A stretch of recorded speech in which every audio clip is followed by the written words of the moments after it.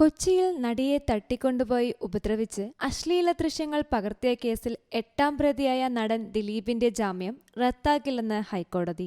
Justice Sophy തോമസിന്റെ ബെഞ്ചാണ് സർക്കാരിന്റെ ഹർജിയിൽ വിധി പറഞ്ഞത്. ജാമ്യം റദ്ദാക്കണമെന്ന് സർക്കാരിന്റെ അപ്പീൽ ഹൈക്കോടതി തീർപ്പാക്കി. ഉത്തരവിലെ പരാമർശങ്ങൾ വിചാരണയെ ബാധിക്കരുതെന്നും ഹൈക്കോടതി അറിയിച്ചു. ജാമ്യത്തിൽ പുറത്തിറങ്ങിയ ശേഷം സാക്ഷികളെ സ്വാധീനിക്കാൻ ദിലീപ് ശ്രമം നടത്തിയെന്നും തെളിവുകൾ അട്ടിമറിക്കാൻ ശ്രമിച്ചുവെന്നുമായിരുന്നു സർക്കാരിന്റെ വാദം.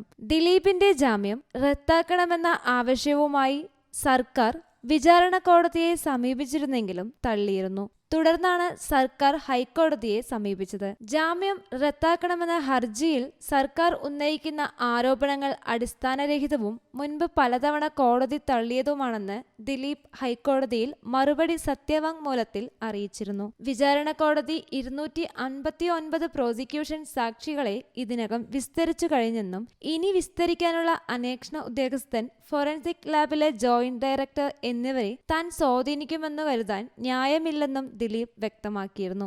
കേസിൽ നിയമവിരുദ്ധമായി മെമ്മറി കാർഡ് പരിശോധിച്ചിട്ടുണ്ടെന്ന പരാതിയിൽ നടത്തിയ അന്വേഷണത്തിന്റെ റിപ്പോർട്ട് അതിജീവിതയ്ക്ക് കൈമാറാൻ ഹൈക്കോടതി കഴിഞ്ഞ ദിവസം നിർദ്ദേശം നൽകി. അന്വേഷണം നടത്തിയ ജില്ലാ സെഷൻസ് ജഡ്ജിക്ക് ഈ റിപ്പോർട്ടിന്റെ പകർപ്പ് കൈമാറാൻ നിർദ്ദേശം നൽകണമെന്നാവശ്യപ്പെട്ട് അതിജീവിത ഹൈക്കോടതിയെ സമീപിച്ചിരുന്നു.